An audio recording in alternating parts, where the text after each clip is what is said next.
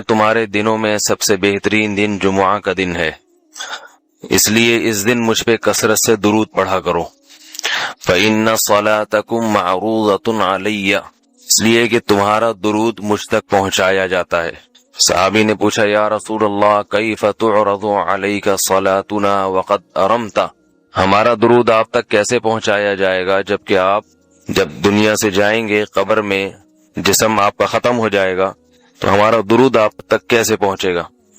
تو آپ صلی اللہ علیہ وسلم نے فرمایا ان اللہ حرم علی الارض اجساد الانبیاء، اللہ تعالیٰ نے پیغمبروں کے جسموں پر زمین پر پیغمبروں کے جسموں کو حرام کر دیا۔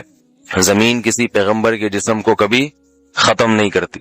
تو یہ بھی امت کا اجماعی عقیدہ ہے کہ جتنے بھی انبیاء ہیں ان کے جسم بالکل سلامت رہتے ہیں۔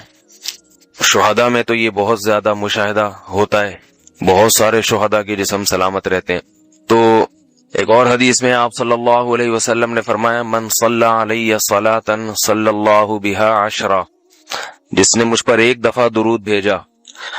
درود کہتے ہیں نبی صلی اللہ علیہ وسلم کے لیے اللہ تعالی سے خصوصی رحمت کی دعا کرنا۔ ایک ہوتا ہے عام دعا، کسی کے لیے بھی رحمت، صلات کہتے ہیں خصوصی رحمت جو اللہ اپنے خاص بندوں پہ کرتا ہے۔ اس لیے صلات کا جو لفظ ہے نا، یہ درود اور صلات یہ پیغمبر کے علاوہ کسی کے لیے جائز نہیں ہے، کیونکہ یہ صلات خاص کس کے خاصہ ہے؟ یہ پیغمبروں کا۔ اس لیے ہم اللہم صلی علی محمد تو کہہ سکتے ہیں، لیکن یوں نہیں کہہ سکتے اللہم صلی علی فلان۔ تو وہ صلی جو ہے نا، صلات یہ خاص قسم کی رحمتیں ہوتی ہیں جو اللہ پیغمبروں پر بھیجتے ہیں۔ کبھی قرآن میں آتا ہے اولئک علیہم صلوات من ربہم ورحمہ، کہ جو لوگ صبر کرتے ہیں ان پر اللہ کی خصوصی رحمتیں بھی ہیں اور رحمت بھی ہے۔ تو پتہ چلا صلات اور رحمت میں فرق ہے۔ صلات اعلیٰ قسم کی رحمتوں کو کہتے ہیں۔ تو آپ صلی اللہ علیہ وسلم نے فرمایا جس نے میرے لیے ایک مرتبہ رحمت کی دعا کی، درود شریف پڑھا میرے لیے، تو اللہ اس پر 10 رحمتیں بھیجتے ہیں۔ اور جمعہ کے دن زیادہ فضیلت ہے درود شریف پڑھنے کی۔ البتہ یہ جو جمعہ کے دن میں حدیث مشہور ہے کہ 80 سال کے گناہ معاف ہوتے ہیں جمعہ کے دن درود پڑھنے سے، یہ حدیث سند کے لحاظ سے کمزور ہے۔ لیکن یہ جو میں نے حدیث پڑھی کہ جمعہ کا دن سب سے بہتر دن ہے، فَأَكْثِرُوا عَلَيَّ مِنَ الصَّلَاةِ فِيهِ، لہذا اس دن مجھ پہ کثرت سے درود پڑھا کرو، یہ بالکل صحیح حدیث ہے۔ تو جمعہ کے دن درود شریف کی اضافی فضیلت ہے۔ آج چونکہ جمعہ کا دن ہے اس لیے میں نے کہا کہ اس بارے میں تھوڑی سی بات کروں۔ ایک اور حدیث میں آتا ہے رسول اللہ صلی اللہ علیہ وسلم نے فرمایا لا تجعلوا قبری عیدا وصلوا علی فإن صلاتکم تبلغنی حیث کنتم، فرمایا میری قبر کو عیدگاہ نہ بناؤ۔ جیسے میلوں کی جگہ ہوتی ہے نا، میلے ٹھیلے، عید پہ جب سب لوگ جمع ہو کے خوشیاں مناتے ہیں، تو جیسے مزاروں پہ ہوتا ہے نا قوالیاں ہو رہی ہیں اور یہ میلے ٹھیلے ہو رہے ہیں آج کل دیکھا ہے، تو پہلے زمانے میں بھی جب کوئی نیک آدمی دنیا سے جاتا تھا تو لوگ اس کی قبر پہ دھرنے مار کے بیٹھ جاتے تھے، اور وہ مجاور اور یہ سب جو ہمارے یہاں ہوتا ہے۔ تو آپ صلی اللہ علیہ وسلم نے منع کیا کہ میری قبر کے ساتھ یہ کچھ مت کرو، البتہ مجھ پہ درود پڑھا کرو، اور فرمایا کہ تم جہاں سے بھی درود پڑھو گے یہ مجھ تک پہنچے گا۔ اور حدیث میں رسول اللہ صلی اللہ علیہ وسلم نے فرمایا ما من احد یسلم علی الا رد اللہ علی روحی فارد علیہ، کہ جب بھی کوئی مجھ پر سلام بھیجتا ہے اللہ میری روح کو میرے جسم میں لوٹاتے ہیں اور میں اس کے سلام کا جواب دیتا ہوں۔ اب یہ کیسے ہوتا ہے؟ چونکہ یہ برزخی زندگی میں ہے، لہذا اس کی کیفیات میں اور گہرائی میں جانے کی اجازت نہیں ہے۔ جیسے اللہ بہتر سمجھتے ہیں یہ ہوتا ہے، اس کی حقیقت کا ہمیں علم پوری طرح نہیں ہے، برزخی زندگی ہے۔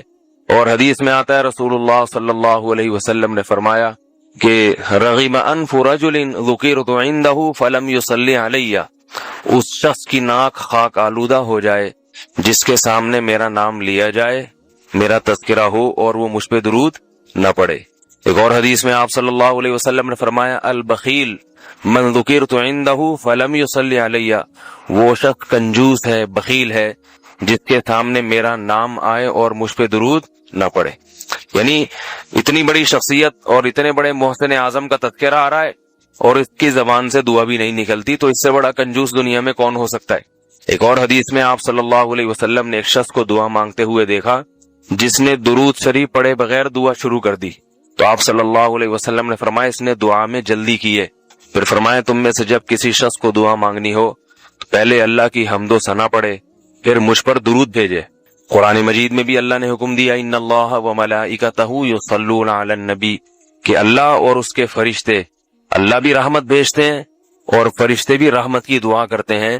یا ایھا الذین آمنوا صلوا علیہ وسلموا تسلیما، اے ایمان والو تم بھی محمد صلی اللہ علیہ وسلم پر درود بھیجا کرو اور سلام بھیجا کرو۔ درود اور سلام میں فرق یہ ہے کہ درود اللہ کی رحمت اور سلامت کہتے ہیں کہ ہر برائی سے، ہر مشکل سے، ہر مصیبت سے بچائیں۔ تو کمال جبھی ہوتا ہے جب اللہ ہر شر سے بچا لیں اور اضافی رحمتیں بھی بھیجیں۔ تو علماء نے درود شریف کی حکمتوں میں لکھا ہے کہ درود شریف جو اللہ نے ہمیں پڑھنے کا حکم دیا، اس کی بنیادی وجہ تو سب کو معلوم ہے کہ سب سے زیادہ احسانات اس کائنات میں اللہ کے بعد کس کے ہیں؟ محمد صلی اللہ علیہ وسلم۔ تو آپ صلی اللہ علیہ وسلم کے احسانات سب سے زیادہ ہیں انسانیت پر۔ انسان کو انسان آپ صلی اللہ علیہ وسلم نے بنایا، اور اہل اسلام تو سب سے زیادہ ان احسانات کے تلے دبے ہوئے۔ تو ہم کوئی بھی عبادت اگر کر رہے ہیں، دعا بھی اگر مانگ رہے ہیں، تو یہ بھی کس کی وجہ سے توفیق مل رہی ہے؟ نبی صلی اللہ علیہ وسلم، کیونکہ آپ صلی اللہ علیہ وسلم نے ہی یہ ساری چیزیں سکھائی ہیں۔ تو ہر کام میں حکم یہ ہے کہ بھئی جس کا احسان ہے، جس کی وجہ سے تمہیں یہ رہنمائی ملی، پہلے اس کا بھی تو کچھ خیال کرو، اس کا بھی جو ہے نا اللہ سے اس کے لیے دعا مانگو تاکہ تمہاری طرف سے بھی کچھ شکر ہو۔ دوسری بات علماء نے لکھی ہے کہ اس میں حکمت یہ ہے کہ درود شریف پڑھنے سے توحید کا عقیدہ مضبوط ہوتا ہے۔ وہ توحید، درود شریف نبی سے دعا نہیں ہے بلکہ اللہ سے دعا ہے، کس کے لیے؟ نبی کے لیے۔ تو پتہ یہ چلا کہ نبی پر بھی اللہ کی رحمتیں ہوں گی۔ یا ایھا الذین آمنوا من یرتد منکم عن دینہ فسوف یأتی اللہ بقوم یحبهم ویحبونہ۔ ان آیات میں اللہ نے بتایا کہ جیسے غیر مسلم پر فرض ہے کہ وہ ایمان لائے، ایسے ہی مسلمان پر فرض ہے کہ وہ اپنے ایمان کی حفاظت کرے۔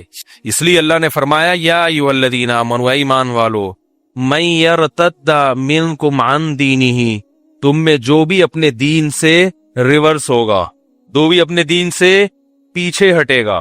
ہمارے حضرت فرمایا کرتے تھے کہ دین سے پیچھے ہٹنے کے مختلف درجات ہیں، اس میں تو اللہ نے بس یہ بتایا جو پیچھے ہوگا۔ فرمایا ایک درجہ تو یہ ہے کہ کوئی شخص بالکل ہی کافر ہو جائے، کوئی شخص بالکل ہی کافر ہو جائے۔ ایسا بھی بعض دفعہ ہو جاتا ہے، قادیانی ہو گیا، یا یورپ گیا، امریکہ گیا، وہاں گوروں کا ماحول دیکھا، بڑے اچھے وہی بڑے زبردست اخلاق ہیں، تو یار یہ لوگ صحیح ہیں، ہم لوگ کیا ہیں؟ غلط ہیں۔ تو دین سے ہی وہ ایک صاحب مجھے کل کہنے لگے کہ حدیث میں آتا ہے من غش فلیس منا، ان کو تو عربی تو نہیں آتی تھی، یعنی جو ملاوٹ کرے وہ ہم میں سے نہیں ہے۔ تو کہہ رہے ہم میں تو پھر کوئی بھی ہم میں سے نہیں ہے، ہم تو سارے کیا ہو گئے؟ پاکستانی تو سبھی ملاوٹ کرتے ہیں۔ تو میں نے کہا کچھ رپورٹ تو ایسے ہی معلوم ہوتی ہے۔ رپورٹ کیا ہے؟ کیونکہ ملاوٹ کرنے والا حدیث میں آتا ہے ہم میں سے یعنی مسلمان نہیں ہے۔ تو میں نے کہا لگتا تو کچھ ایسا ہی ہے۔ تو جاتے ہیں، ان کے معاملات دیکھے، ان کے اخلاق سے متاثر ہوئے، خواب آ گیا۔ قادیانیوں کو خواب بہت آتے ہیں، جو بھی قادیانی ہوگا نا آپ اس سے پوچھیں کیوں ہوئے، وہ کہے گا مجھے خواب آیا تھا، مجھے خواب میں یہ ہوا، مجھے یہ ہوا، مجھے فلانا ہوا، مجھے ڈمکانا ہوا، پھر کسی نے بتایا مرزا نبی ہے۔ خواب کسی کو 100% بھی روزانہ بھی آنا شروع ہو جائے نا، وہ قرآن اور حدیث پر حجت نہیں ہے۔ شریعت میں پہلے قرآن و سنت ہے، خوابوں کا درجہ اس کے بہت بعد ہے۔ خواب نبوت کا 46واں حصہ ہے، جبکہ قرآن و سنت عین نبوت ہے۔ سمجھ گئے کہ نہیں سمجھ گئے؟ یہ خوابوں نے بڑے بڑے صوفیہ کا بیڑا غرق کیا ہے۔ جب انسان نیک بنتا ہے نا تو اس کی تباہی خوابوں سے شروع ہوتی ہے، یاد رکھو۔ اس کو اچھے اچھے خواب آنا شروع ہو جاتے ہیں اور وہ سمجھتا ہے کہ میں بالکل کیا ہو گیا ہوں، پہنچ گیا ہوں۔ خواب کو میں حقیقت ہے لیکن اتنی نہیں ہے جتنی لوگوں نے بنا لی ہے۔ پہلے اعمال ہیں، اس کے بعد کیا ہے؟ ابے بول لو نا یار، خواب۔ لوگ بہت زیادہ استخارہ کر کے خواب آئے گا، پھر تو بہت ہی پروٹوکول دیتے ہیں اس خواب کو، بہت گراؤنڈ ریئلٹی کو نہیں دیکھتے، زمینی حقائق کو نہیں دیکھتے، خوابوں کو دیکھ رہے ہوتے ہیں کہ یہ خواب آیا، کاروبار بہت چمکے گا، حالانکہ سب کہہ رہے ہیں بھائی نہیں چل رہا ہے یار، سردیوں میں کون برف بیچتا ہے بھائی، دسمبر میں برف بیچ رہا ہے۔ کہہ رہے ہیں مجھے کیا آیا تھا؟ خواب آیا تھا۔ ایک ہوٹل والا ہے، ہوٹل والا، اس کی دکان چل نہیں رہی تھی، اس نے کسی پیر سے تعویذ گنڈے لیے، دکان وہ اللہ نے ویسے ہی چلانی تھی، چل گئی بھائی، کبھی نہیں چل رہی ہوتی، کبھی تھوڑے دنوں میں خود بخود چلنا شروع ہو جاتی ہے۔ تو اب اس کو اس کے پیر و مرشد نے کہہ دیا دکان تو چلیے مگر 10 بجے دکان بند کرنا ضروری ہے، اگر نہیں بند کی تو یہ کاروبار واپس ریورس ہو جائے گا۔ اب اس کے ہوٹل میں 10 بجے ٹھیک ٹھاک رش ہوتا ہے، مگر وہ پیر و مرشد کی وجہ سے کیا کر دیتا ہے؟ بند۔ مجھے کسی نے بتایا کہ اتنا رش ہوتا ہے سب کسٹمر کو چھوڑ کے نکل لیتا ہی ہے کہ پیر صاحب نے کہا ہے کہ واپس. میں نے کہا جاہل ہے بیچارہ فارغات, اس کو بولو کہ نہ اس پیر کے تعویذ گنڈوں سے دکان چلی ہے اور نہ 10 بجے دکان بند کرنے سے کاروبار ٹھپ ہوگا. ویسے تو شریعت کا حکم ہے کہ رات جلدی سو صبح جلدی اٹھو, اس بیس پہ اگر کر رہے ہو تو ٹھیک ہے, پیر صاحب کے کہنے پہ کرنے کی ضرورت نہیں ہے. اس بیس پہ اگر کر رہے ہو بھائی رات کو جلدی سونا چاہیے صبح جلدی اٹھنا چاہیے وہ تو ٹھیک ہے, لیکن اگر پیر صاحب نے کہہ دیا کہ 10 بجے تو پیر صاحب کو بولو بھائی بس یہ تعویذ اپنے پاس رکھو, میرا کاروبار اللہ نے چلانا تھا چلا دیا. کیونکہ اگر پیر صاحب کے تعویذ سے اس طرح بزنس چل رہا ہوتا تو پھر دنیا میں کوئی بے روزگار نہیں ہوتا. میں نے کہا یہ جو پیر صاحب ہے ان کا اپنا بزنس اس تعویذ سے چل رہا ہے. ہاں اصل مسئلہ کیا ہے, اس تعویذ سے ان کا اپنا بزنس چل رہا ہے. تو ایسی توہمات کی دنیا میں رہتے ہیں. جینا سیکھو تمیز کے ساتھ. توہمات جو وہمی آدمی ہے خدا کی قسم کبھی بھی سکون میں نہیں رہتا, اس کا اللہ پہ توکل تو ہوتا ہی نہیں ہے. ہمیں اللہ نے حکم دیا ہم گراؤنڈ ریئلٹی کو دیکھ کے فیصلہ کریں, پھر نتیجہ کس پہ چھوڑ دے, اللہ پہ. دکان چلے گی تو اللہ چلائے گا, نہیں چلے گی تو بھائی نہیں چلانی تو کیا ہو سکتا ہے. پھر بھی نہ چلے تو ایک طریقہ بتاتا ہوں, میرا کمپیوٹر خراب ہو گیا تھا چل کے ہی نہیں دے رہا تھا, بڑے بڑے دکان والوں کو ان کو دکھا دیا جو کمپیوٹر انجینئر تھے, نہیں چل کے دیا. پھر ایک صاحب آئے انہوں نے کہا مفتی صاحب ایک حل ہے میرے پاس, چلے گا, اس کا باپ بھی چلے گا. میں نے کہا کیسے؟ کہہ رہے نیچے بیرنگ لگاؤ دھکا دو چلے گا. میں نے کہا یار یہ تو بڑا زبردست, پھر تو چلے گا نا, کیا خیال ہے؟ تو اگر پھر بھی نہیں چل رہا تو ایسے چلاؤ, اور اگر کوئی بزنس نہیں ہو رہا تو سونے کی دکان کھولو. یہ بھی ہمارے دوست کے ساتھ ہوا ہے, وہ کوئی بھی کاروبار کرتے تھے, دیندار آدمی تھے, بھائی اللہ نے رزق کسی کو دینا ہے کسی کو نہیں دینا, سب کا کاروبار چلنا شروع ہو جائے, غریب تو پھر رہے گا نہیں نا, تو سارے زرداری بن جائیں گے بھائی. تو اللہ نے کسی کو غریب رکھنا ہے کسی کو مالدار رکھنا ہے, تو اللہ کا نظام ہے. لِيَتَّخِذَ بَعْضُهُمْ بَعْضًا سُخْرِيًّا, قرآن کہتے ہیں تاکہ بعض کو خادم بنا کے رکھیں. ایک صاحب مجھے کہنے لگے میں نے تجارت کی اہمیت پہ بیان دیا بہت, انہوں نے کہا تجارت کے لیے بھی تو ملازمین رکھنے پڑیں گے. تو ملازمت اگر اتنی بری چیز ہے بھائی اتنی بری چیز ہے تو ملازموں کے بغیر تو تجارت چلے گی نہیں. میں نے کہا ہم وہی مشورے دیں گے جو آپ کے لیے بہتر ہو, باقی سارے تاجر بن نہیں جائیں گے. ہم تو کہیں گے بھائی آپ کوشش کرو تجارت کی طرف, ملازم بننے کی کوشش مت کرو, کیونکہ بہت سے لوگوں میں بڑی صلاحیتیں ہوتی ہیں پھر بھی وہ کسی سیٹ کے بوٹ پالش کر رہے ہوتے ہیں, باس کی چاپلوسی میں لگے ہوتے ہیں, ہر وقت یہ سر جی سر میں لگے ہوتے ہیں, لیٹ آنے پر ڈانٹ کھا رہے ہوتے ہیں اور بونس کے چکر میں لگے رہتے ہیں اور سر یہ سر کرتے رہتے ہیں. تو بڑی اللہ نے اعلیٰ کی صلاحیتیں دی ہوتی ہیں, تو تھوڑا سا ادھر اس طرف آؤ. جن کو اللہ نے ملازمت کے لیے پیدا کیا ہے نا وہ رہ جائیں گے, آپ کو اللہ نے ہو سکتا ہے پیدا نہ کیا, آپ خود اپنی حماقتوں سے لگے ہوئے اس میں, تو مشورہ تو اچھا ہی دیا جائے گا نا بھائی. تو کیا کہہ رہا تھا میں, سونے کی دکان کھولیں آپ. ہمارے ایک دوست تھے کوئی کاروبار نہیں چل کے دے رہا تھا, میں ان کے پاس گیا, انہوں نے کہا یار اب اللہ کا بڑا فضل ہو گیا ہے. دیکھو جو آدمی خوش رہنا چاہتا ہے نا وہ ہر طرح سے رہ لیتا ہے, انجوائے کرتا ہے ہر چیز کو. میں نے کہا اب کہہ رہے اب تو میں نے سونے کا ڈائریکٹ سونے میں ہاتھ ڈالا ہے. میں نے کہا آپ کا تو پاپڑ کا کام نہیں چل رہا تھا پکوڑوں کا, آپ سونے پہ کیسے آ گئے ہے بھائی؟ کہہ رہے اب تو میرے ساتھ میرا بھائی بھی ہے تو 12 گھنٹے کی ڈیوٹی لگتی ہے, سونے کا کاروبار ہے. کہہ رہے 12 گھنٹے میں سوتا ہوں اور 12 گھنٹے وہ سوتے ہیں, بڑا ٹائٹ چل رہا ہے. تو کیا کہہ رہا تھا یار میں, ہاں تو خواب جو ہے نا, خواب ان کو زیادہ پہلے گراؤنڈ ریئلٹی ہے, اس کے بعد دوسرے درجے میں خواب ہے. اچھا خواب آ گیا, چلو بھائی اچھی بات ہے, اللہ کی طرف سے کچھ حوصلہ افزائی ہو رہی ہے. لیکن اعمال خراب ہیں اور خواب میں جنت میں ٹہل رہے ہیں تو یہ شیطان کا دھوکہ ہے. اور اعمال اچھے ہیں, گناہوں سے بچنے کی توفیق مل رہی ہے, خواب میں جہنم آ رہی ہے تو پریشان ہونے کی ضرورت نہیں ہے. قرآن کیا کہہ رہا ہے, اما من اعطا واتقا, جو دے گا اللہ کی راہ میں صدقہ کرے گا اور گناہوں سے بچے گا, فسنیسرہ للیسرا, ہم اس کو جنت کی طرف لے جائیں گے. واما من بخیل واستغنا, اور جو کنجوسی کرے گا, صدقات و خیرات نہیں کرے گا اور شریعت کے حکام کو فالو نہیں کرے گا, اللہ سے تکبر کرے گا, فسنیسرہ للعسرا, تو ہم اس کو جہنم کی آگ کی طرف دھکیلیں گے اس کو آہستہ آہستہ. تو پہلے قرآن و سنت ہے, خواب کا درجہ اس کے بولو بھائی بعد ہے. تو اس لیے کسی کو خواب میں آ جائے مرزا سچا نبی ہے کچھ بھی نہیں ہوتا, خواب میں آ جائیں فلاں پیر صاحب ہیں فلاں ہیں, اس سے کوئی فرق. یہ سارے جتنے باطل فرقے ہیں, گمراہ لوگ ہیں, یہ سب الہامات اور خوابوں کی پیداوار ہیں. یہ بات یاد رکھ, یہ سب الہام, سب کے پاس کرامتیں ہوتی ہیں. میرے پیر صاحب کو میں نے چاند پہ دیکھا, میں نے ان کو مریخ پہ ٹہلتے ہوئے دیکھا, صحیح ہے نا, میں ان کو قبر سے نکلتے ہوئے دیکھا, میں ان کو یہ سب کے پاس قصے بہت ہوتے ہیں یہ, اور انہی چیزوں سے یہ لوگ متاثر ہوتا ہے. حضرت جنید بغدادی رحمہ اللہ تعالیٰ کی خدمت میں ایک شخص آیا, بہت عرصہ رہا, پھر واپس جانے لگا مایوس ہو کے. انہوں نے کہا کیوں جا رہے ہو؟ انہوں نے کہا میں تو سمجھتا تھا آپ بہت بڑے بزرگ ہیں, تو میں نے تو کوئی کرامت دیکھی نہیں, آپ کوئی گنجے کے سر پہ ہاتھ پھیرا ہو, بال اگائے ہو, کسی کو پھونک لگائی ہو, ٹھیک ہو گیا ہو. آپ تو ہماری طرح کے صبح پراٹھے کھاتے ہیں, انڈا کھاتے ہیں, اس کے بعد پھر اپنا عبادت کرتے ہیں یا جو بھی, تو ہماری طرح کے آدمی ہیں آپ, کچھ ہو ہی نہیں رہا. تو انہوں نے فرمایا مجھے اتنے عرصے میں کبھی سنت کے خلاف کوئی کام کرتے ہوئے دیکھا؟ اس نے کہا یہ تو نہیں دیکھا. انہوں نے فرمایا یہی کرامت ہے, شریعت پہ چلنا سب سے بڑی, بولو بھائی, کرامت. تو آج کل شریعت پہ کو فالو نہیں کیا جا رہا, اور یہ کرامتیں اور قصے اور یہ ان چیزوں پر جو ہے وہ دین کا مدار رکھا ہوا ہے.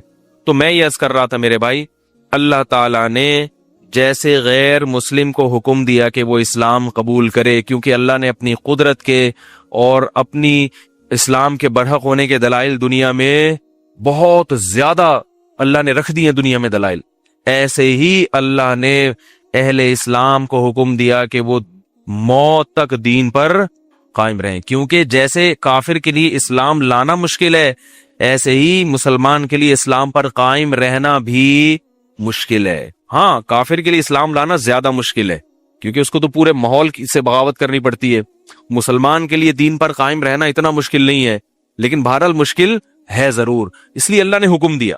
تو اب میں یہ عرض کر رہا تھا, ارتداد یعنی دین سے پیچھے ہٹنے کے مختلف درجات ہیں. ایک درجہ یہ کہ اللہ نہ کرے بالکل ہی کوئی کافر ہو جائے, اس میں خوابوں کی وجہ سے ہو گیا, یا کسی عورت کی لالچ میں ہو گیا, یا دولت کی لالچ میں, یا باہر کے ویزے میں. اور یہ بھی یاد رکھو کہ کسی ملک کا ویزا لینے کے لیے اپنے آپ کو اگر غیر مسلم لکھوا دیا, چاہے مذاق میں ہی, جھوٹ موٹ میں ہی, تو تمام علماء کا اتفاق ہے کہ وہ حقیقت میں کیا ہو جائے گا؟ کافر ہو جائے گا. دیکھو اسلام میں عیسائی لڑکی سے نکاح کی بھی اجازت ہے, لیکن قرآن نے جہاں عیسائی عورت سے نکاح کی اجازت دی, نیچے اسی آیت میں کیا کہا قرآن میں؟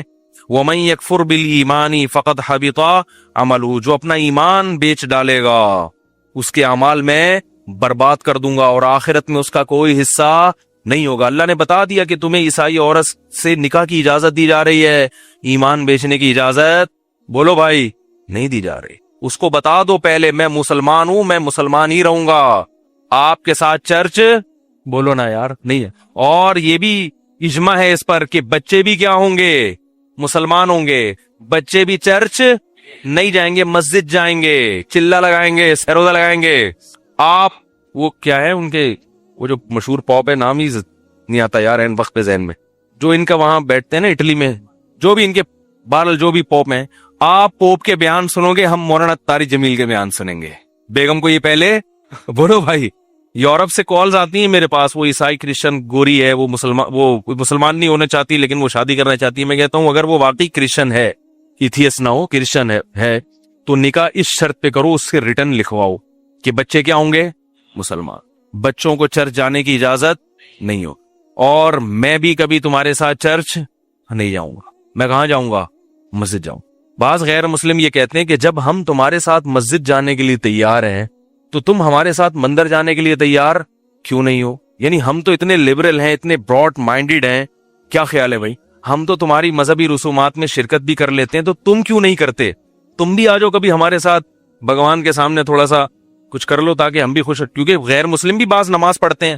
میں تو حیران ہوا, وہ سکھ نے بتایا کہ ہمارا پورا خاندان روزے رکھتا ہے. ایک سکھ ہیں, خود مجھے بتا, ابھی تو مسلمان ہو گئے, انہوں نے بتایا ہمارا پورا خاندان کیا کرتا ہے. کہہ رہے رمضان میں چونکہ سب مسلمانوں کا روزہ چل رہا ہوتا ہے تو ہمارا بھی. ہم نے کہا واڑے واہ.